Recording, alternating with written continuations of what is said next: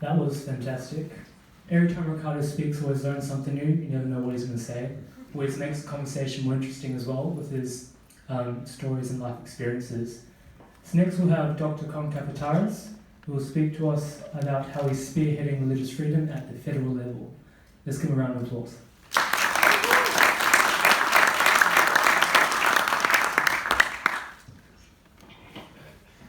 Okay, back at a university, that's interesting. I've been here for quite a while. We want more of your beautiful face. Oh, thank you. Fantastic. Okay, well, what I'm going to do, because Rick is Rick, and Mark, well, you'll get to see what Mark is like very shortly. I like to have things a bit more structured and a bit more ordered. Okay, yeah, that's just the way I am. So I'm going to, my talk is here broken up into three sections. Firstly, I'm going to give you the historical context as to how do we get here. Then we'll talk about some fundamentals in terms of why religious freedom as an idea is so important. I mean, Rick has covered things from a broad brush perspective. I'm going to zero in a little bit more. Then we'll talk about the political environment, okay, at a federal level. And then I'll hand over to our esteemed member of the Legislative Council over here to talk about what's happening at a state level. So where we are now, I mean, everybody knows that religious freedom is an issue in the media, and it was an issue in the recent federal election. But it's actually been brewing for several years. See, this actually started back in 2017 with the legalisation of same-sex marriage. Now, at that time, okay, everybody was warned that if you're going to legalise same-sex marriage, you would need to have adequate protections for religious freedom. Whether I might use this, that's right, I'll use this. Because now, whether you voted for same-sex marriage or you didn't is not really relevant. The bottom line is that 5 million Australians voted no, okay? And they voted no on religious grounds, and most of them in ALP seats or marginal seats. So only a fool would think that you could totally ignore the concerns of 5 million people and that there wouldn't be consequences, okay? And both major parties were warned, listen, this is a problem and you need to actually do something about protecting this before you rush ahead. But unfortunately, both parties chose to ignore those warnings, and the legislation was rushed through, and the beliefs of those people were basically ignored. Okay. Then we had the Ruddock Report. Okay, that was done over the summer of 2018. It was given to the federal government, then led by Malcolm Turnbull in May. What it actually showed was that there really were holes in our religious freedom. Okay, there were a lot of assumptions, but we really didn't have robust protection, and it made 20 recommendations that I won't go through in great detail to address these issues. Now, the problem was that the Libs actually sat on it. So they got the report in May, but they did nothing. We didn't hear it. Okay, everyone's asking, where is this report? Where is this report? They sit on it. It gets leaked just before the Wentworth by-election, okay, to cause the government some problems. And, you know, did we get, and I'm going to paraphrase and quote Mark Latham here, did we get a debate on religious freedom after the Ruddock Report? No, we got another debate on gay rights. Okay, what actually happened was that Labor then started arguing that religious schools wanted to expel gay and lesbian students. Now, there was actually no evidence that that was actually happening, but that didn't stop them from making the claim, and it got a lot of hoopla in the media. And does anyone remember the Penny Wong bill? Yeah. Okay, well, that was the upshot of all that. And that was a terrible bill, okay? They said it was only about students, but when you actually read the bill, it went way beyond students, it went way beyond schools. It would have affected synagogues, it would have affected churches, it would have affected mosques, it would have affected a home Bible study, okay? Because the language of the bill was so wide-ranging. Thankfully, the bill was defeated, but what ended up happening is it raised everybody's eyebrows and it raised our antenna that this was a real issue and that something was coming. Then, approximately April of this year, we had the Israel Folau issue started in April of last year, but he then made another comment in sort of March, April of this year, and of course he was sacked. for quoting 1 Corinthians 6, 9, 10 and 11. Okay, so all he did was paraphrase those scriptures. Okay, it's not he didn't say gay's bad. He didn't say this. He didn't say I hate gay people. He basically quoted what the biggest selling book of all time, the Holy Bible, okay, said. And for that he was sacked. That was a big wake-up call for a lot of people, because a lot of people were wondering, gee, is that going to happen to me? Am I going to be the next Israel Folau? Okay, that's the sort of question that was being asked at the grassroots level. Then Labor lose the unlosable election. I mean, all the polls were saying, you know, it was almost like the 2016 presidential election, wasn't it? You know, Shorten was a shoo-in to win. I even heard that he'd actually packed up his stuff from his home in Maribyrnong, okay, to move into the lodge, right? That's how sure they were of winning the election. Well, they lost it. And it was, and one of the key issues that the media don't like to talk about, some media do, was the religious freedom. Because you had seats like McMahon, where I was working in Chifley, have big swings against the Labor Party, okay, up to 8%. And those swings, some of them, went to parties like One Nation. Now this is interesting. And the ABC did a story on this over the weekend. You got migrants in Fairfield and Mount Druitt voting for a party whose leader said 30 years ago that we're in danger of being swamped by Asians. And then a couple of decades ago, she said we're in danger of being swamped by Muslims. Right? Now, put aside whether you agree with what she said, okay? Migrants voted for her. They voted for One Nation. Why is that? Well, I'll tell you why. Because they thought that, well, this woman and her party will do a better job of protecting our religious freedom than either of the majors. Okay, so, and I can tell you, having worked in those electorates and working with people, that was a big factor in the shift of those votes. And I'll tell you what a lot of people in the Middle East tell me. Okay, they told me that, you know what, we left that country because we were persecuted by the sword. We've now come here and now we're persecuted by the law.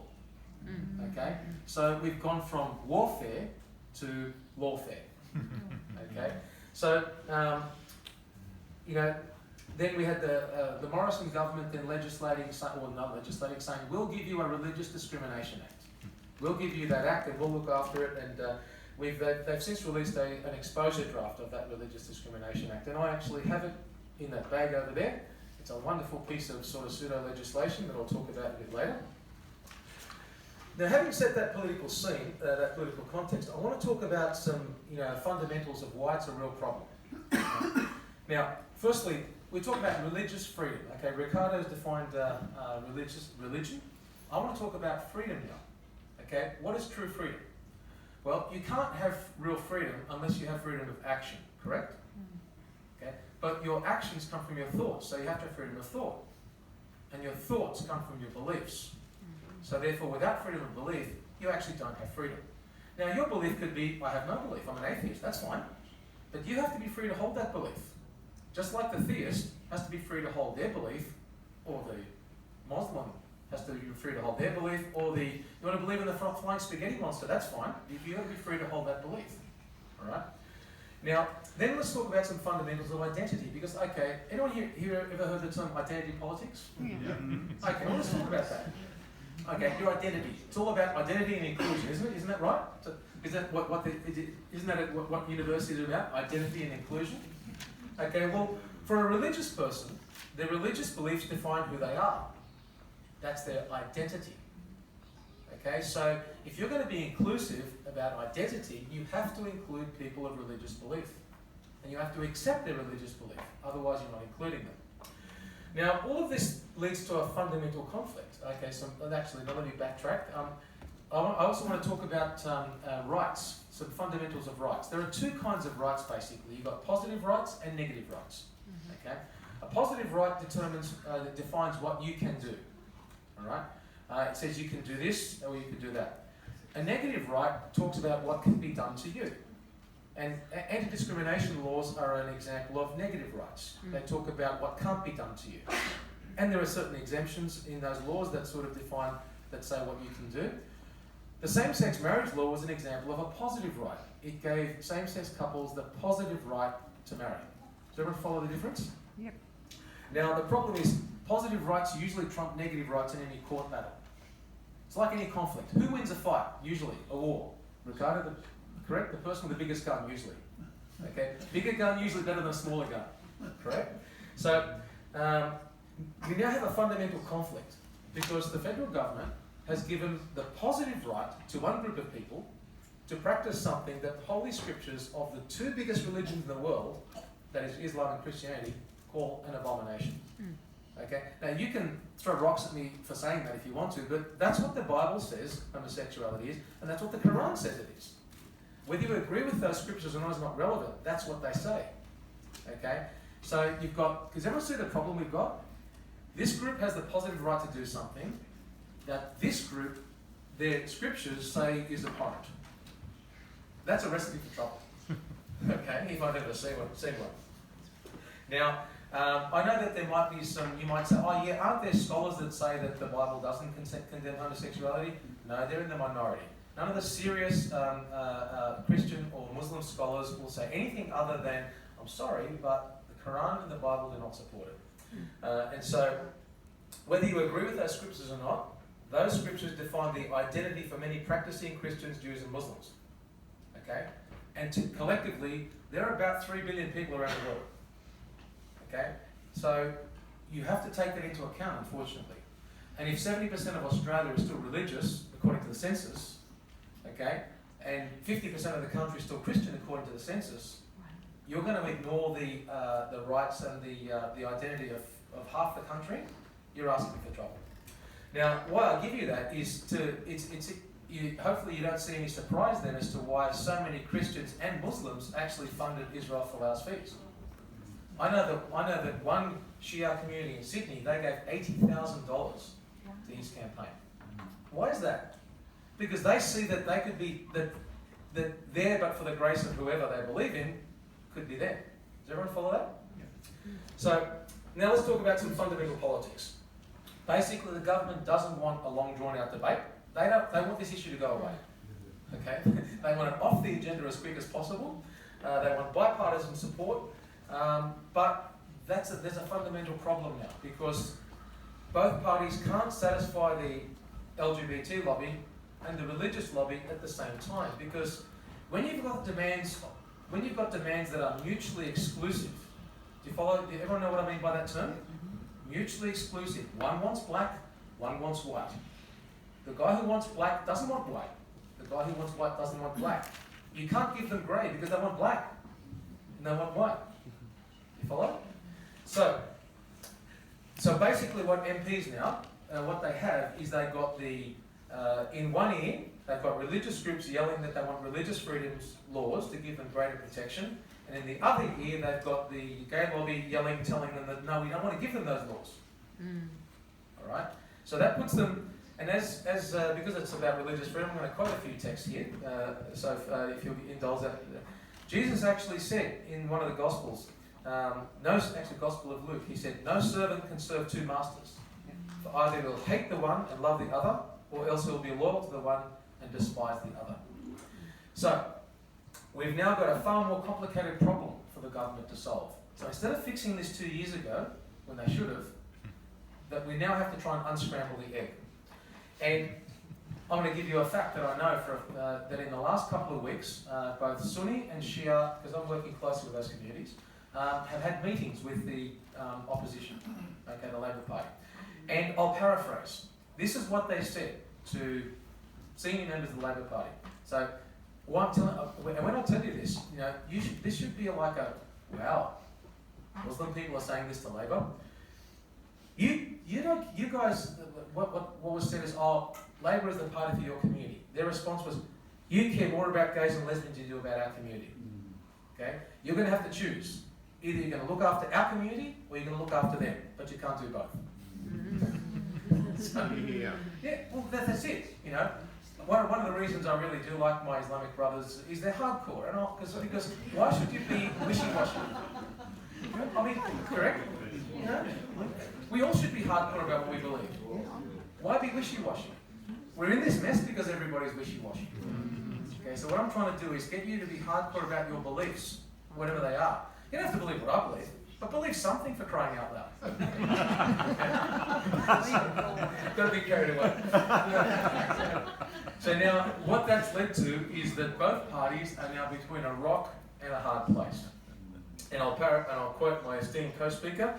Ricardo called it in our phone conversation a week ago. He said, "That's a big wedge." I said, "Yes, it is. They've got the big wedge." Now, the federal bill, okay, and we talked about that exposure draft. Okay, I've actually done a pretty detailed analysis of it, and if anybody wants it later, I can give it to you. But what they're trying to do is they're trying to have a bet each way. Okay, a bit of this and a bit of that. They're trying to give something to either side, hoping, give this dog a bone, give this dog a bone, and hopefully both dogs will shut up. Right. All right? It's not going to work because there are a number of problems with the bill. Number one, it's not clear. It doesn't define key terms. It says lawful religious activity, but it doesn't say what's lawful. It doesn't say what religious activity is, and it doesn't define terms like vilify. Okay, it's like, for example, lawful. What if the council makes a bylaw that says you can't pray in this area? Then that's unlawful then, according to that bill, right? It doesn't define what's unjustifiable financial hardship. So that's a big problem. It's not consistent. It actually says that if your employer earns more than $50 million, you get one level of protection, and if they earn less than $50 million, you get another level of protection. So how does that work? Why should your freedom on your protections be dependent on what your employer earns? Okay? It doesn't override state laws. It says that, conscientious objectors have, this is what you can do if there's no state law, but if there's a state law, then that state law applies. And so I'm glad I don't practice in Victoria, because in Victoria, if someone came to me and they wanted an abortion, right, and I said no, I'm not going to give you that, I'm legally required to refer them, even if I don't believe in it. And there's a doctor named Andrew Hobart who said he wouldn't do that, and he's been before their tribunals and authorities because of that. Okay, it's not complete. It doesn't cover things like nursing homes, it doesn't cover conscientious objections, it doesn't cover parental rights, it doesn't talk about parents who want to withdraw their children from safe schools type material. So it doesn't cover any of that. Okay? So it needs a whole lot of work. And I'm submitting that we need to take our time. Okay? We need to not rush this, because that's what got us into this mess. And anybody that's here that has the opportunity to talk to a federal member, government or opposition, or in the Senate, you need to tell them, slow down. Slow down. They want to rush this through by the end of the year. We don't want that. Okay, it's too important, as Ricardo said. It's far too important to rush. So what's needed? I'll finish on this. We need a real solution. We need to do a number of things. We need to get back to the basics of a civil society and recognise that it's okay to have a healthy disagreement. Okay, it's okay for me to say, look, you're wrong, and not have your feelings hurt. Okay.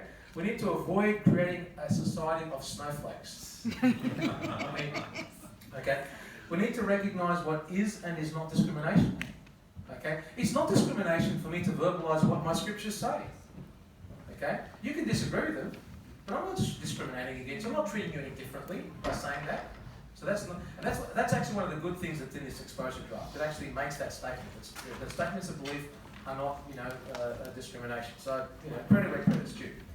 We need to recognise that while all individuals have equal value as human beings, not all ideas are equally valuable. Okay? Some ideas are fallacious, and some ideas are just stupid. Okay?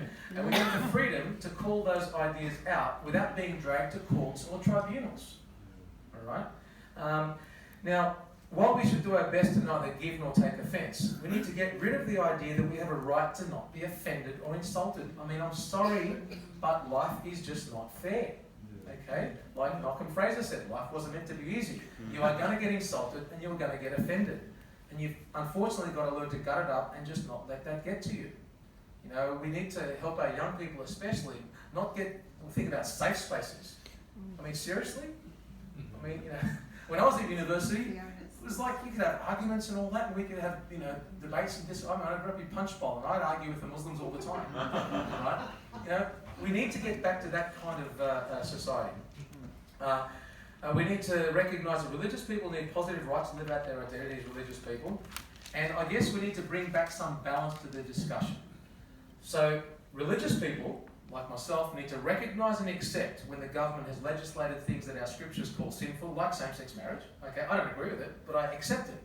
I need to accept it. I need to not start jump up and down and say this is wrong. Well, it's done. Okay, I don't agree with it, but the government's legalised it, so we need to live and let live. In the same way, non-religious Australians, including the LGBT lobby, need to recognise and accept my freedom as a religious person or any other religious person to say that their scriptures recognise these practices as sinful, even if they don't agree with those scriptures. You see that? That's the balance. I don't agree with you, but you accept my right to have my views. You don't agree with me, but I accept your right to have your views. That's the balance.